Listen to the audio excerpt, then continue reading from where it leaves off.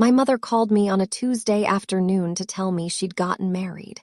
Not engaged, married. At a courthouse in Naples, Florida, that same morning, to a man named Richard Aldridge she had met, by her own count, 7 weeks earlier at a wine tasting event in her retirement community. I asked her his last name 3 times before I could make myself write it down.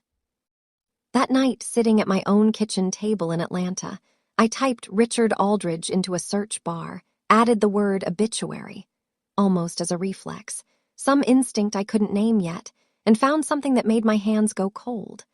A woman named Susan Aldridge, 71 years old, dead 18 months earlier in Sarasota, Florida, survived, according to her obituary, by her beloved husband of 2 years, Richard. 2 years.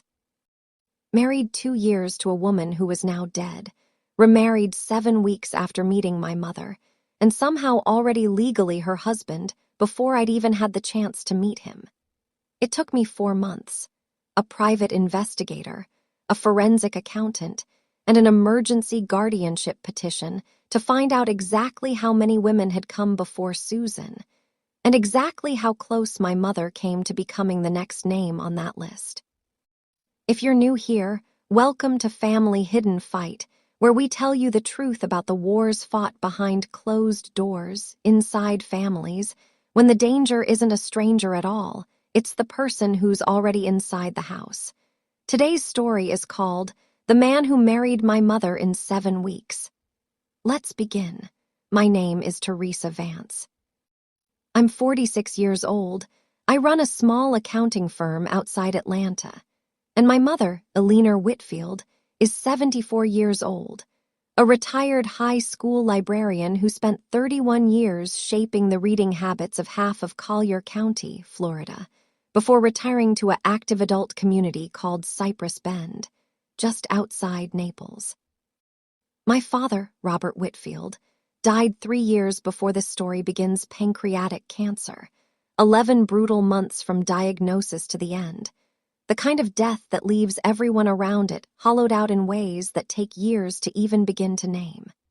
My mother nursed him through every day of it, and when he finally passed, something in her went quiet in a way I didn't fully appreciate until much later, when I understood what that quiet had made her vulnerable to. For the first 2 years after my father died, my mother grieved the way I expected her to, slowly, with good days and terrible days, gradually building a small routine of book clubs and water aerobics and Sunday phone calls with me and my brother, Mark, who lives in Charlotte with his own family. She seemed, by the 3rd year, to be finding something like peace. Then, in the spring of that 3rd year, my mother went to a wine tasting event at the Cypress Bend Clubhouse, one of the dozens of small social events the community organized every month, and she met a man there named Richard Aldridge, 68 years old, recently moved into the community, charming in the specific, practiced way I would come to understand only much later was not incidental at all, but a carefully honed set of skills. I want to be honest with you about something before I go further. For the first several weeks, I was happy for my mother. She called me sounding lighter than she had in 3 years, talking about a man who actually listened, who took her to dinner, who remembered small details about her life that even my father, in the exhausted last years of his career, had sometimes forgotten to ask about. I told her I was glad. I meant it. I did not yet know how quickly 7 weeks could turn into a marriage license. The call came on a Tuesday afternoon in July. My mother's voice, when I answered, had a giddy, breathless quality I hadn't heard from her since I was a teenager, and she was telling me about some small, delighted thing, a garden that had finally bloomed, a book club selection everyone loved. "Teresa, honey, I have news," she said. "Richard and I got married this morning, at the courthouse." It just felt right, and we didn't want to wait, and honestly, at our age, why would we? I sat with the phone against my ear for what felt like a very long time before I could form words. "Mom," I finally said, "you've known him for 7 weeks." "I know how it sounds," she said. a note of defensiveness creeping into her voice now, the tone of someone who has clearly already had this exact conversation or anticipated having it more than once. But when you know, you know. Your father and I dated for 2 years before we got married, and look how much time we still lost being cautious instead of just being happy. I'm 74, sweetheart. I don't have the luxury of 2 years. I want to be honest that I didn't push hard in that first conversation. I told her I was happy for her, if she was happy, and that I looked forward to meeting Richard soon. I got off the phone, and I sat at my kitchen table, and some instinct I couldn't yet name, some quiet, cold feeling in my stomach, made me open my laptop and type his name into a search engine. What I found within 20 minutes changed the entire shape of the rest of that year. The obituary was from a Sarasota funeral homes website, archived but still accessible, dated 18 months earlier. Susan Marie Aldridge, 71, peacefully at home surrounded by loved ones, survived by her beloved husband of 2 years, Richard Aldridge, along with a scattering of nieces and nephews, no children of her own listed. I read it 3 times, my heart pounding in a way that felt disproportionate at first to what I was actually looking at. People die. People remarry after loss, the same way my mother, in a sense, was doing right now. There was nothing inherently sinister about a widower finding new love, but something about the timeline nagged at me. Susan had died 18 months earlier.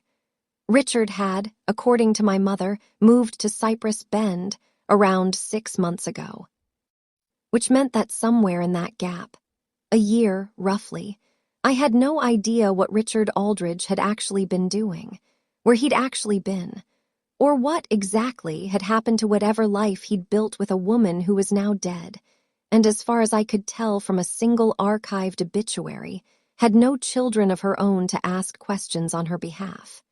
I called my brother Mark that night. He was more skeptical than I expected, in a good way.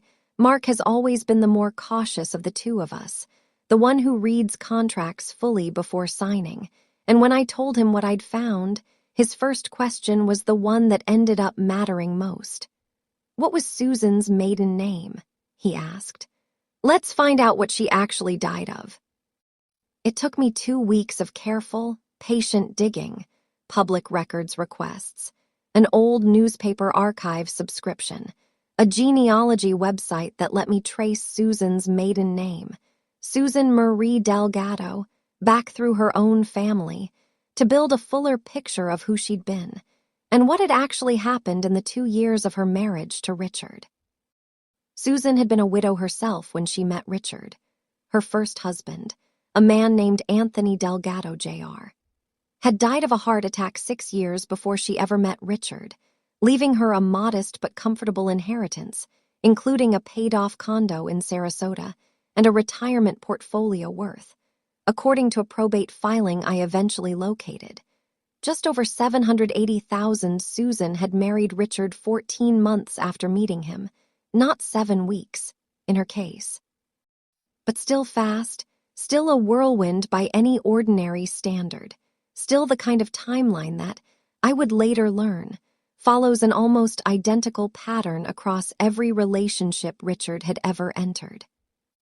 Susan died 18 months into that marriage, at home, of what her death certificate listed as complications from congestive heart failure.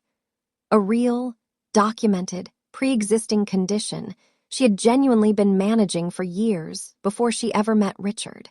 According to medical records, her sole surviving nephew, a man named Frank Delgado, eventually shared with me once I finally worked up the courage to contact him directly. I want to be careful and precise here because I think it matters enormously to the integrity of this story.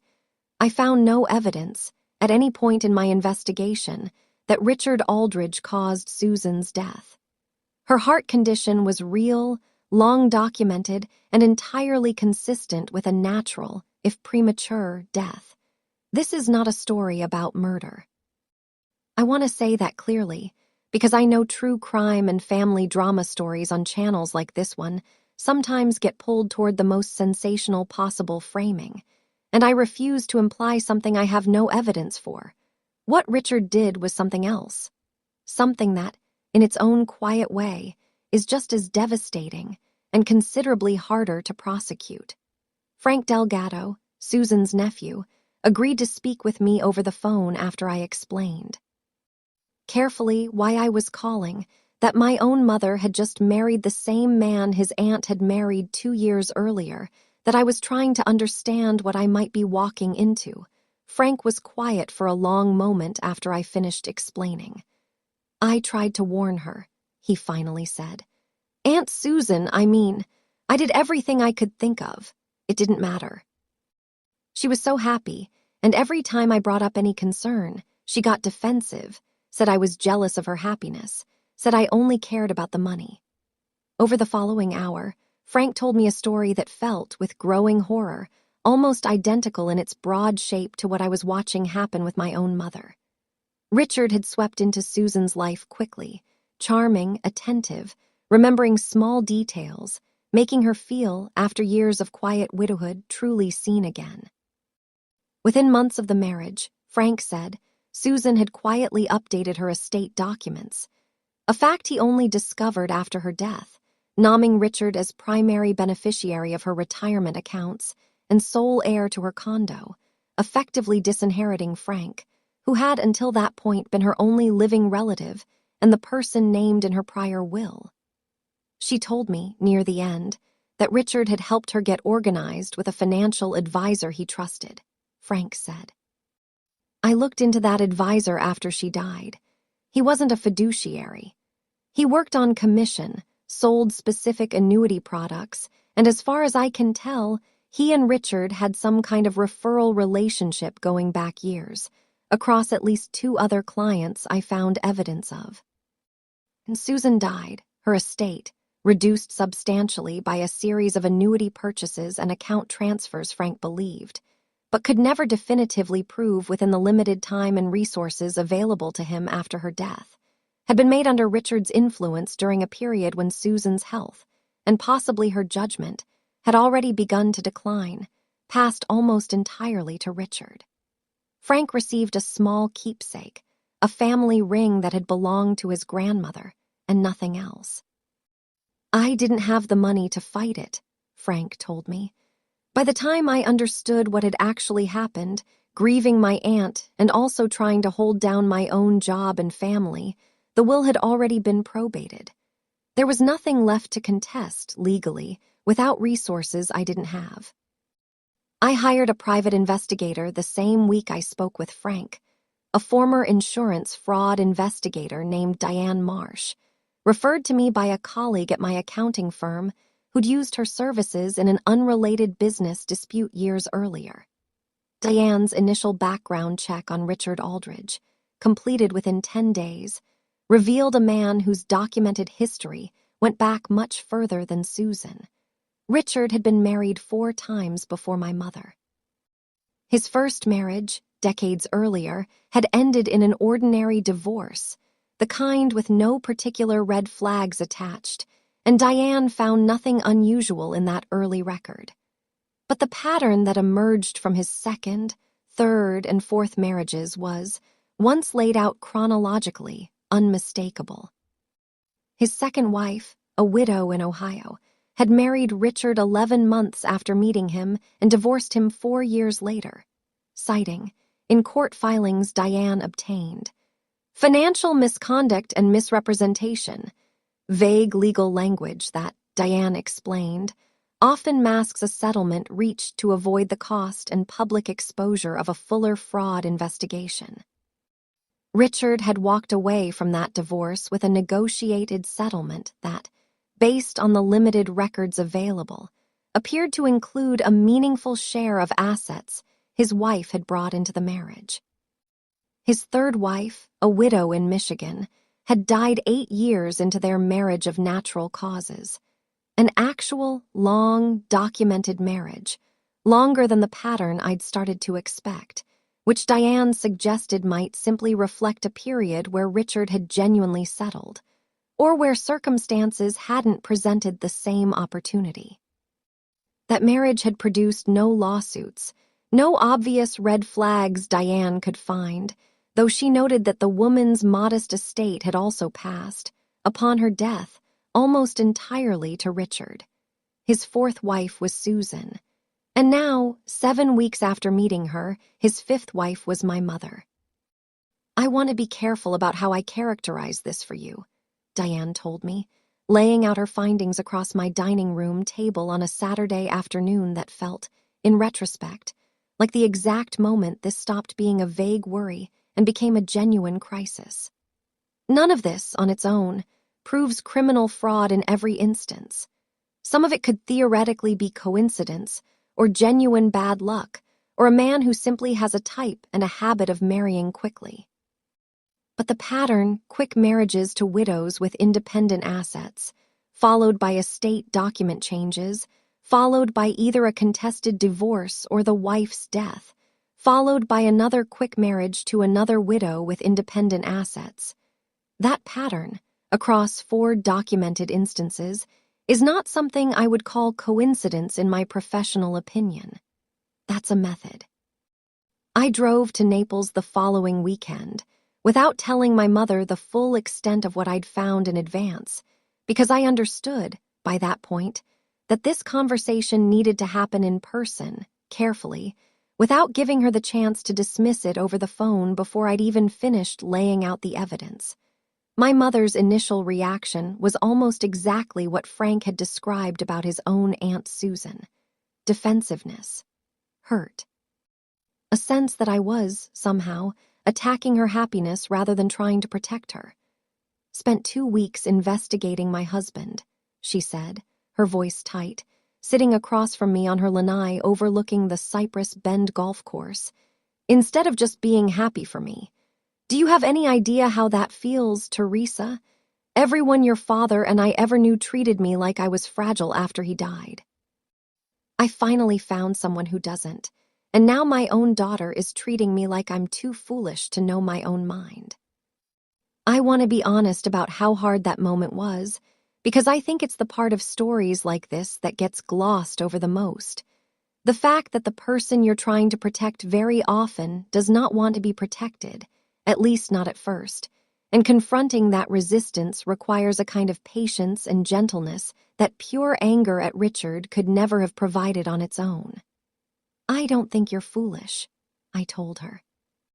"I think you're grieving and lonely, and Richard is very, very good at what he does, good enough that he's done this 4 times before you, Mom. I'm not saying that to hurt you. I'm saying it because I love you, and because I think you deserve to make this decision with the same information I have, instead of the carefully curated version Richard's given you." I laid out Diane's findings, 1 marriage at a time, on the small glass table between us. My mother read through the file mostly in silence, her face going through several expressions I'll remember for a long time: disbelief, then something closer to genuine fear, then, toward the end, a kind of quiet devastation that I think, more than anything else in this whole ordeal, broke my heart the most. "He told me Susan died of a broken heart after her first husband," my mother said quietly, staring at Susan's obituary. "He told me his second wife left him for someone else." "He never once mentioned any of this." "Of course he didn't," I said.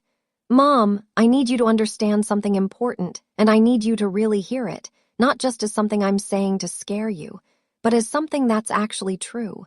Whatever he's told you about his past, you should assume, until proven otherwise, that it's been carefully shaped to make you trust him faster and question him less." My mother didn't leave Richard that day. I want to be honest about that too, because I think stories like this sometimes suggest a clean, immediate turning point that rarely reflects how these situations actually unfold in real life.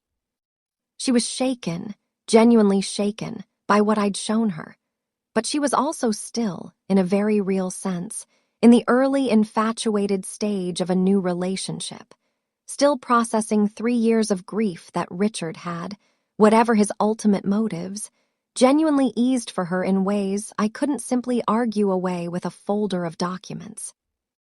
What she did agree to, that weekend, was to let me look at her finances, a request I made carefully, gently, framing it not as an accusation against Richard specifically, but as ordinary due diligence any daughter might reasonably want, given everything that had just come to light.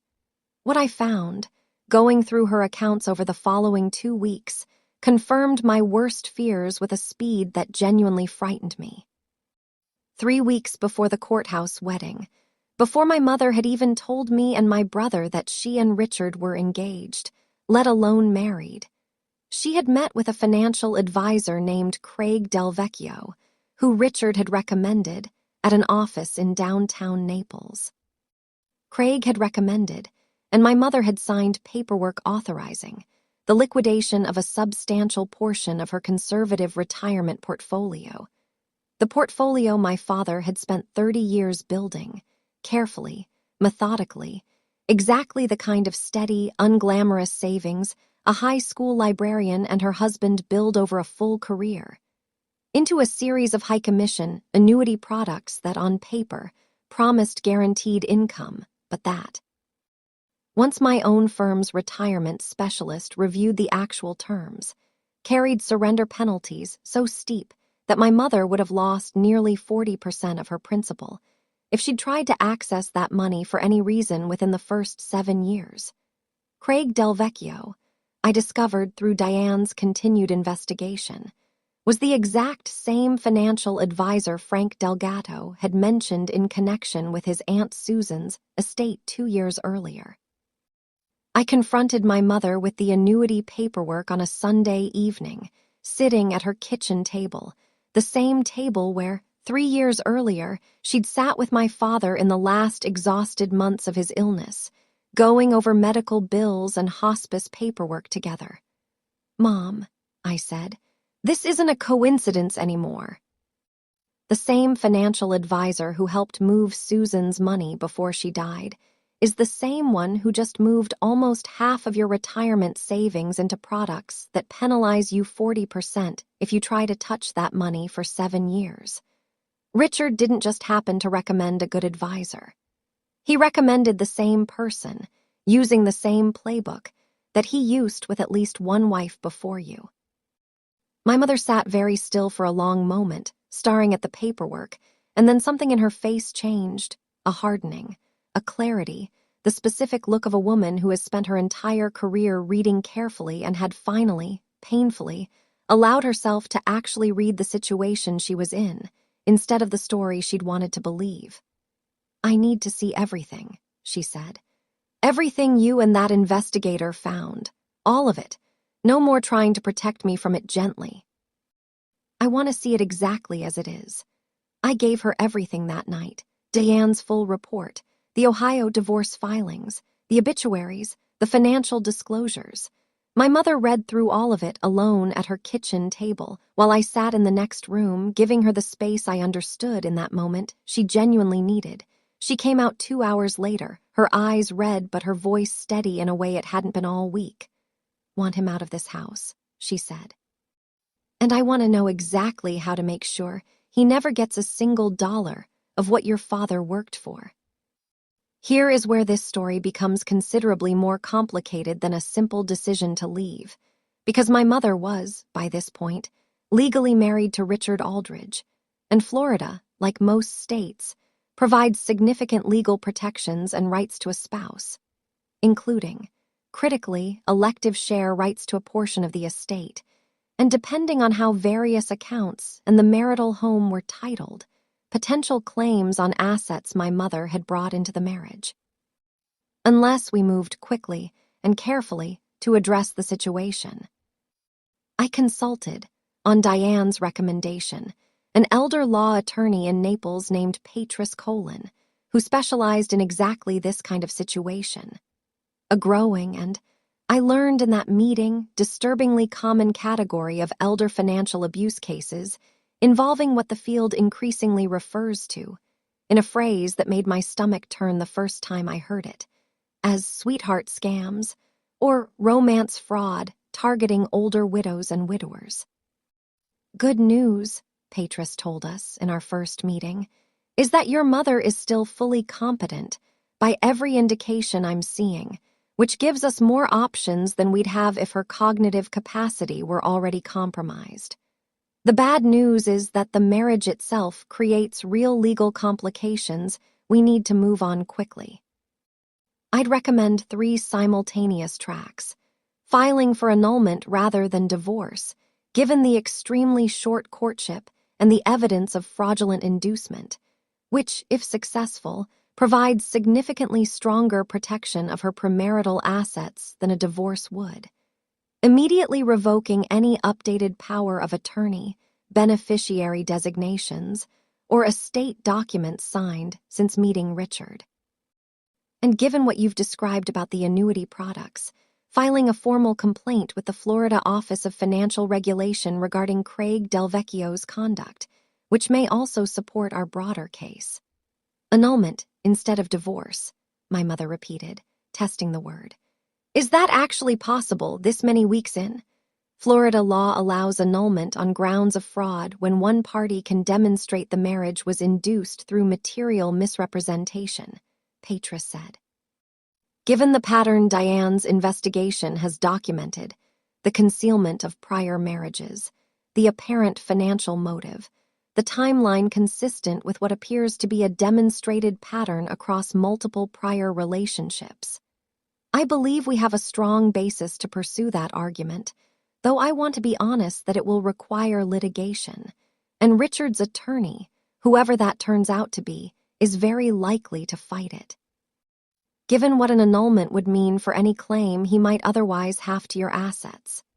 My mother told Richard, 2 days later, in a conversation Patris had carefully coached her through, that she knew about Susan, about the Ohio divorce, about Craig Delvecchio's connection to both situations, and that she intended to seek an annulment of the marriage immediately. Richard's reaction, according to my mother, unfolded in stages that Patris later told us were, unfortunately, extremely typical of exactly this kind of confrontation.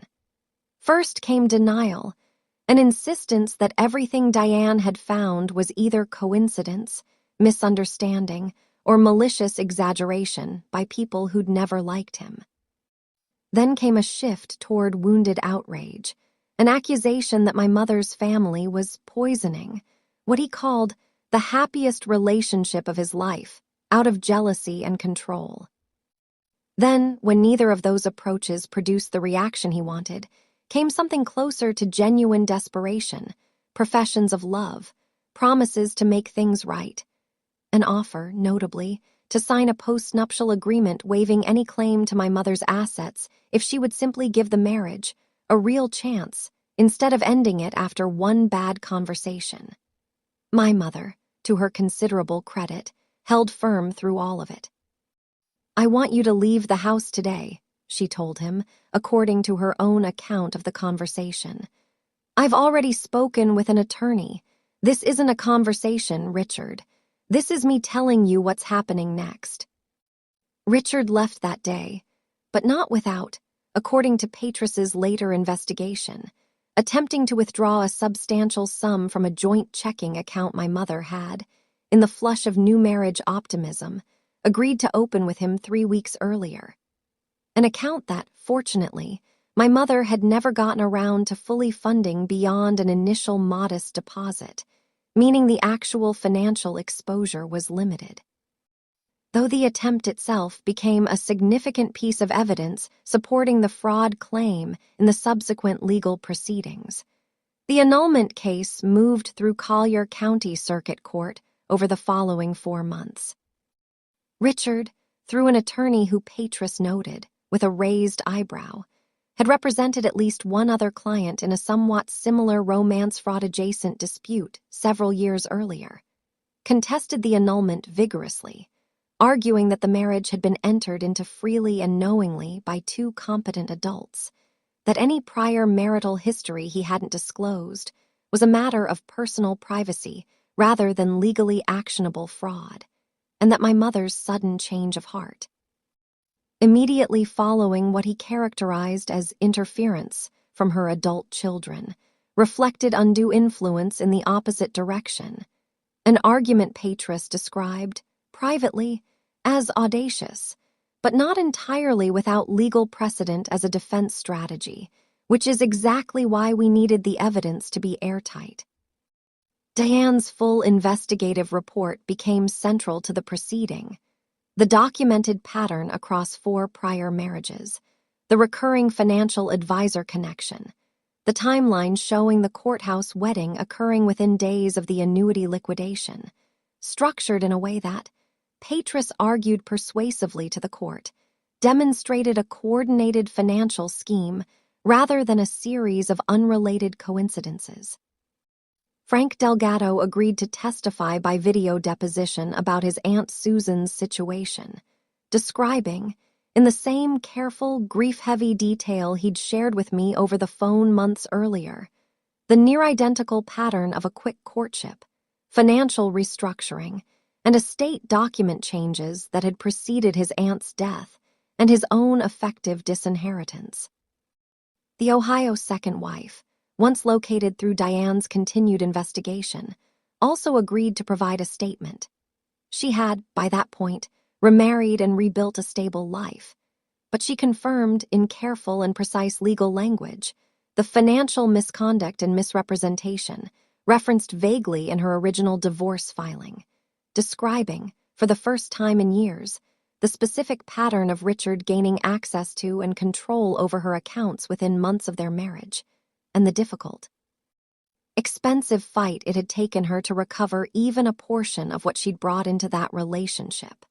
The presiding judge, weighing all of this evidence, granted the annulment, finding that the marriage had been procured through Richard's material misrepresentation and concealment of a demonstrated financial pattern that a reasonable person, had they known of it beforehand, would very likely have considered material to their decision to marry.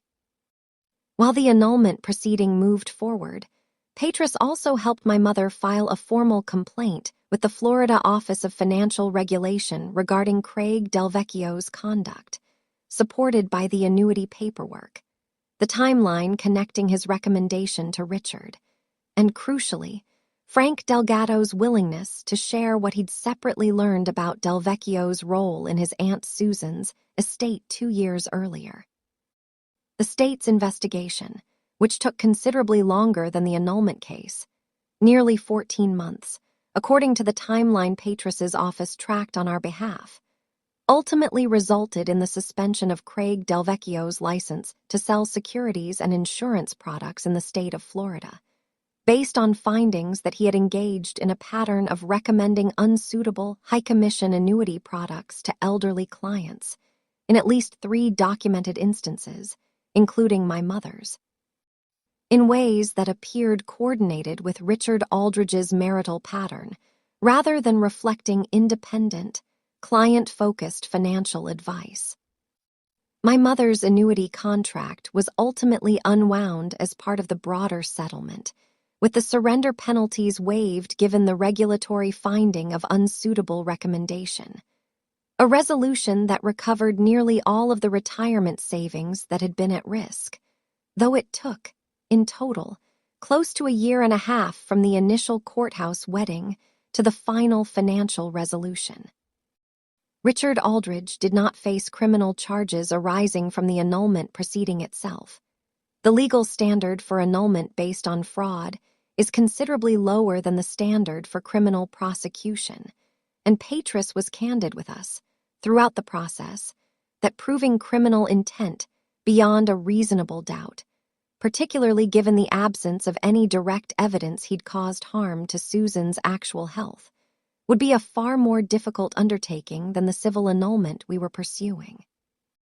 What did happen in the months following the annulment was that Diane's investigative findings, once the annulment case became a matter of public court record, drew the attention of a local investigative journalist who had, it turned out, been quietly researching a broader story about elder financial abuse and romance fraud targeting Florida's retirement communities. Richard's pattern, laid out across the public court filings, became a central case study in a multi-part local news investigation that ran roughly 8 months after our own case concluded.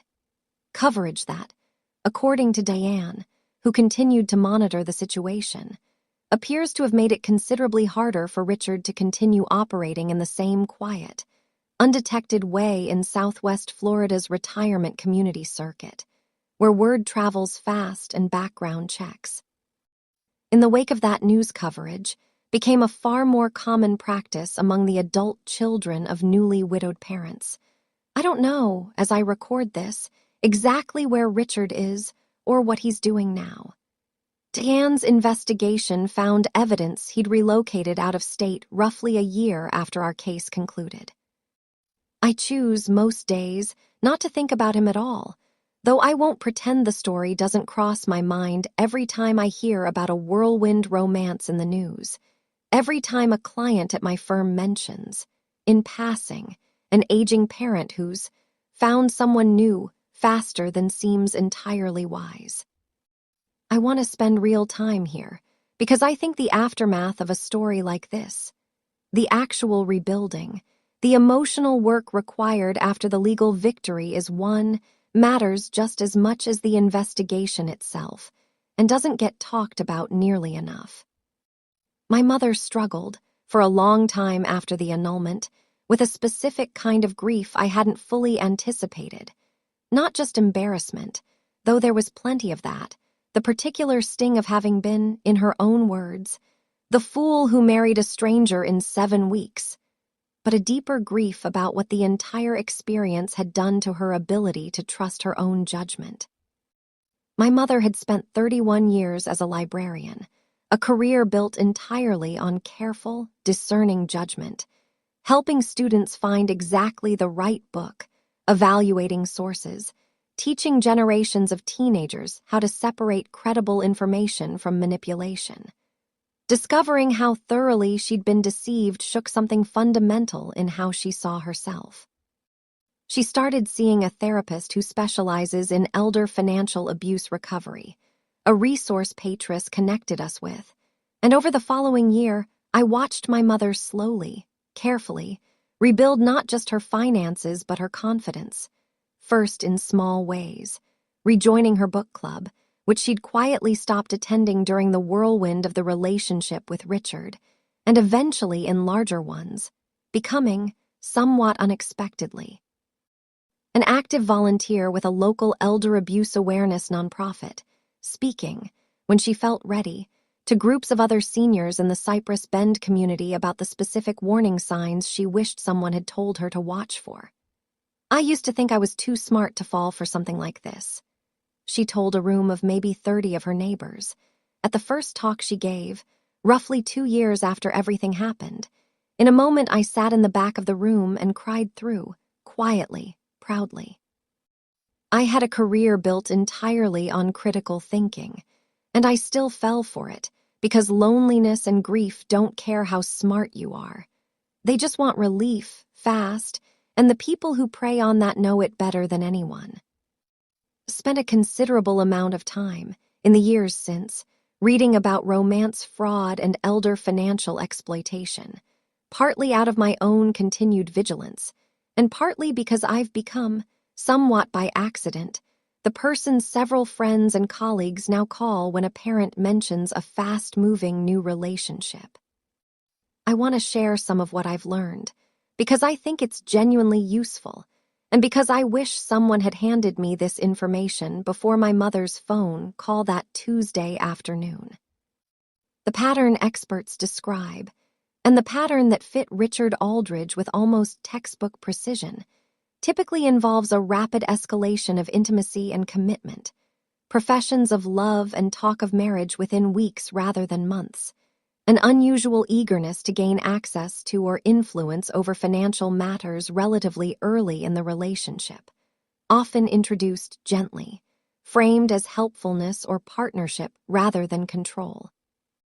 A recommendation toward specific financial advisors or products, isolation from family and existing friendships, sometimes subtle, sometimes more overt, and a general resistance to having the relationship, or the person themselves, examined too closely, deflection, hurt feelings, or accusations of distrust whenever family members raise reasonable questions. None of these signs, on their own, proves fraud.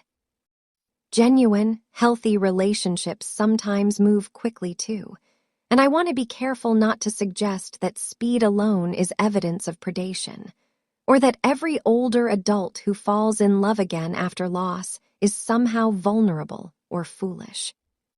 But the combination, speed, financial access, isolation, and resistance to scrutiny, is the pattern worth watching for in your own family, in your own community, in the people you love who might be navigating grief and loneliness in ways that make them, through no fault of their own, more susceptible to exactly this kind of exploitation. I want to close this story a little differently than the others I've told on this channel, because I think it deserves a different kind of ending. My mother did not, in the years since, swear off love entirely, and I'm genuinely glad she didn't. About 2 years after the annulment, she began a relationship with a man named Harold, a retired civil engineer she met, notably, through the same book club she'd quietly stopped attending during her relationship with Richard, a man she has known now for nearly 3 years, whose background Diane, at my mother's own insistence, this time, without me needing to suggest it, thoroughly and transparently verified before the relationship progressed past a few months. They are not married. My mother has told me, in plain terms, that she doesn't think she needs to be, that what she and Harold have built, a slow, careful, deeply communicative partnership, built on total financial transparency and separate estates protected by ironclad legal documents Patris helped draft, feels, to her, like exactly the right shape for this particular chapter of her life.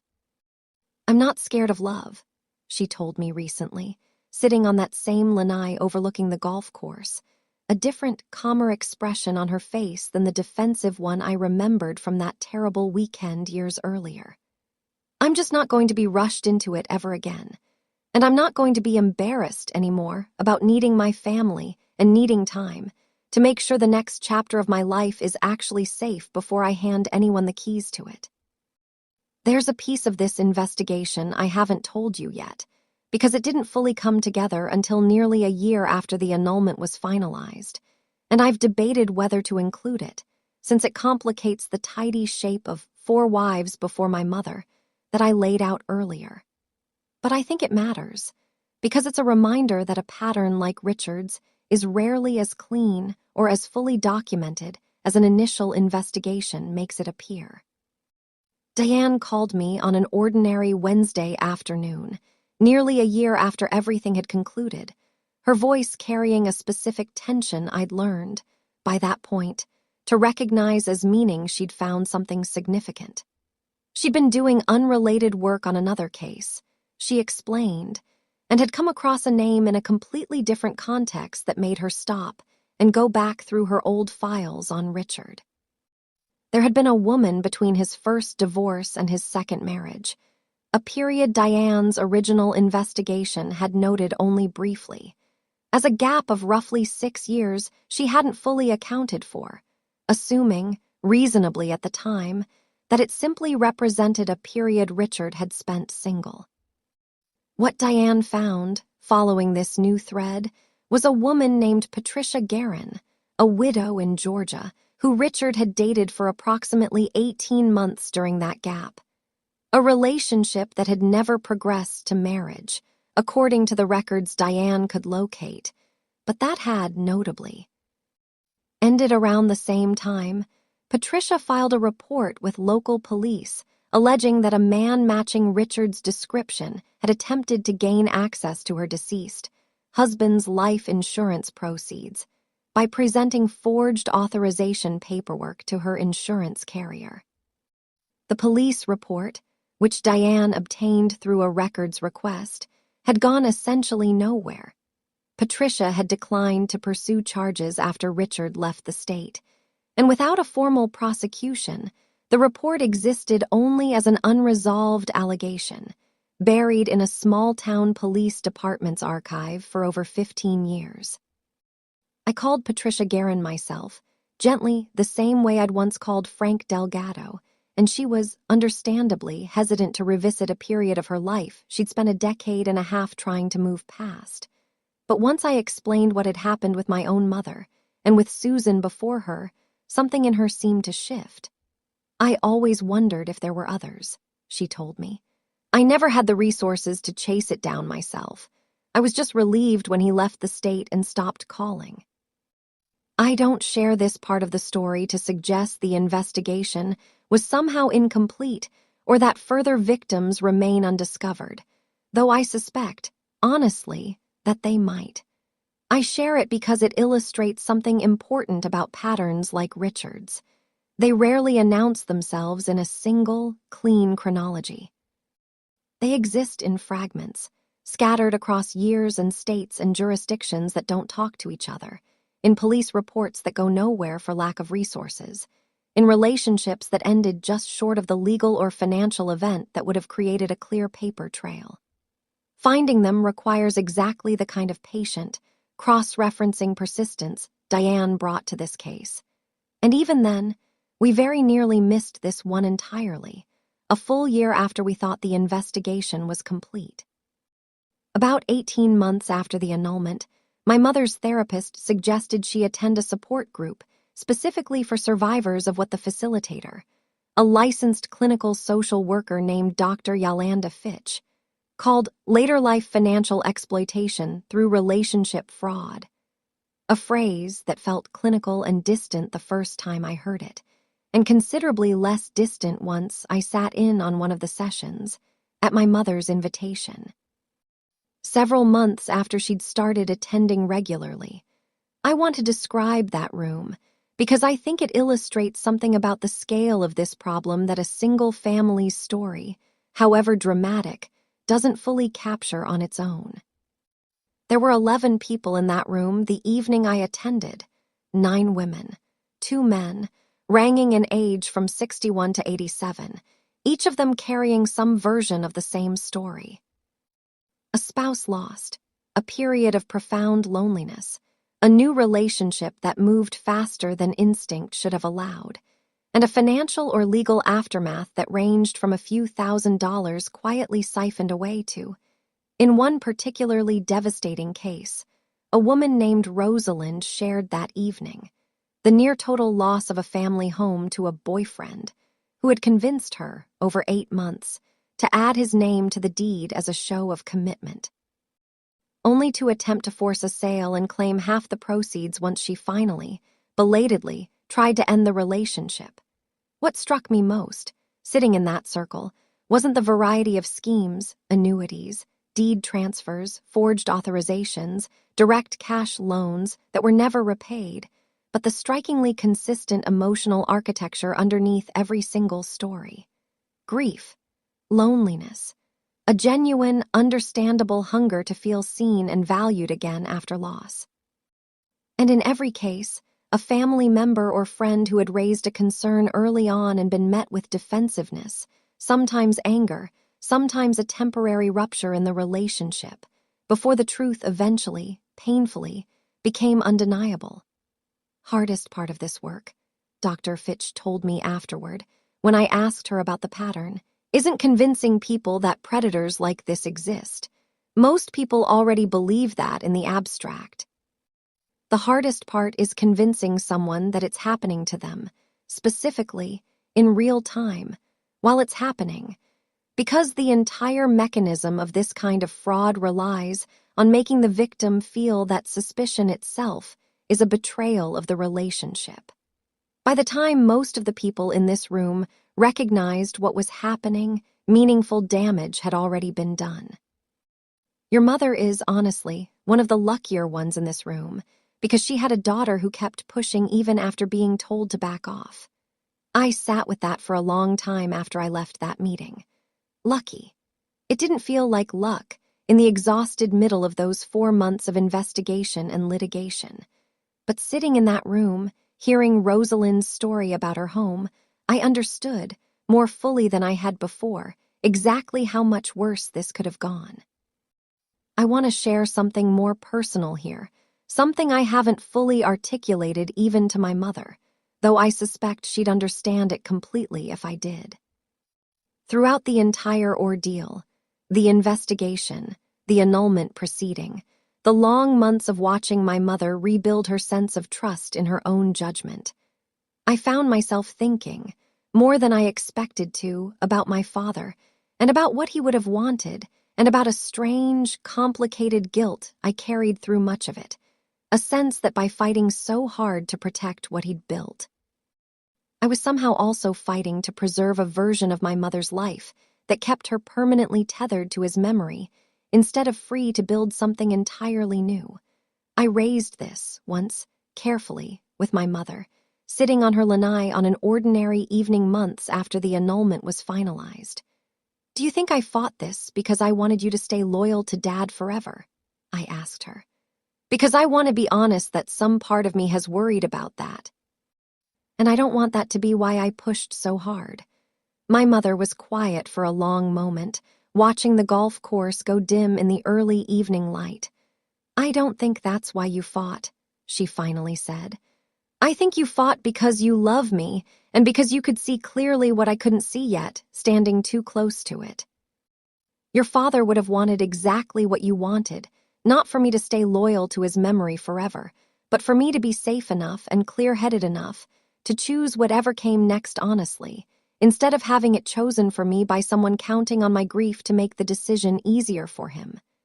He'd have liked Harold," I said, and it wasn't really a question. "He would have," my mother said, smiling for the first time in that entire conversation. "He'd have liked that Harold asked me 3 separate times if I was sure before he ever brought up anything serious. Your father was patient like that, too." Think about that conversation often, on the days when this whole ordeal still feels heavy to carry, the reminder that protecting someone you love isn't about keeping them frozen in a life they've already finished living. It's about making sure that whatever comes next for them is actually theirs, chosen freely, with clear eyes, instead of quietly handed to someone else's carefully constructed design. I want to close with one more conversation, this one with Diane Marsh, the private investigator whose 10-day background check turned a vague, cold feeling in my stomach into a documented, provable pattern that a court could actually act on.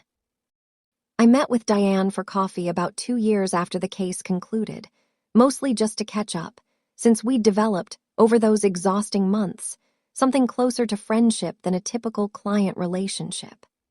I asked her, near the end of our conversation, a question that had been sitting with me for a long time. How many cases like this did she actually see in the course of her work, and how many of them, in her professional estimation, got caught in time versus how many didn't? "Fewer than half get caught in time," she told me, plainly, no attempt to soften it. "And of the ones that do get caught, it's almost never because of some official system working the way it's supposed to. It's because someone in the family, usually one person, usually someone who gets accused in the moment of overreacting or being controlling or not trusting their parents' judgment, refuses to let a bad feeling go unexamined. That's it. That's the whole difference, most of the time, between a family that gets their inheritance and their parents' dignity protected, and a family that finds out everything too late, after a will's already probated or an account's already been drained. That's a lot of pressure to put on one skeptical relative," I said. "It is," Diane agreed. "And I wish it weren't. I wish there were a better system that didn't rely so heavily on one exhausted, doubted family member being willing to do the uncomfortable work of investigating someone their parent loves. But until that system exists, that's the reality of this kind of fraud. It thrives specifically in the space where families are too polite, too afraid of conflict, too worried about seeming controlling, to ask the questions that would expose it." Thought about that conversation more than almost any other part of this entire experience. The uncomfortable questions. The willingness to be, for a period of time, the difficult one, the skeptic, the daughter accused of not trusting her own mother's happiness.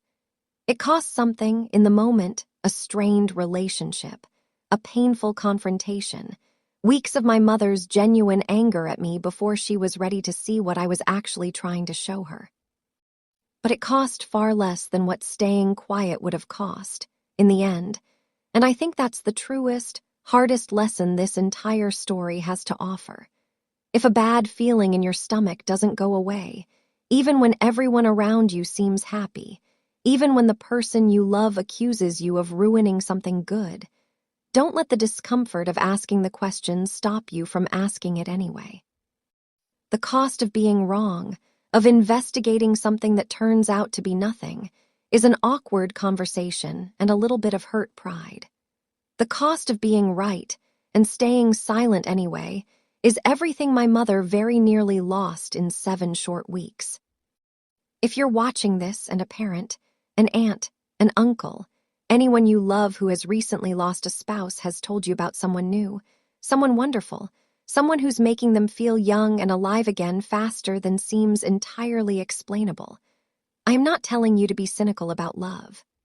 Genuine love, even later in life, even after profound loss, is real and possible and beautiful, and I would never want this story to make anyone believe otherwise. I am telling you to ask questions anyway. Gently, respectfully, without accusation, but persistently. Ask how they met. Ask what you know about this person's history, their prior marriages, their financial situation. Offer, kindly, to help with a simple background check, framed not as suspicion, but as ordinary due diligence, the same due diligence you'd want someone to offer you. And if your questions are met with defensiveness, with accusations that you're jealous or controlling or trying to ruin their happiness, pay close attention to that reaction, because genuine, healthy relationships can withstand a family's reasonable curiosity. The relationships that can't withstand it are very often the ones with something to hide. My mother built a life with my father over 39 years of careful, patient partnership. It took one man 7 weeks to nearly take a significant piece of that life away from her. It took 4 months, a private investigator, a forensic accountant, an elder law attorney, and a family that refused to look away to get it back. My name is Teresa Vance, and this has been another family hidden fight. If this story reminded you of someone in your own life, a parent, a grandparent, anyone navigating grief and a fast-moving new relationship, share this with them gently and tell us your own story in the comments. Subscribe for a new family hidden fight story every week, and we'll see you in the next one.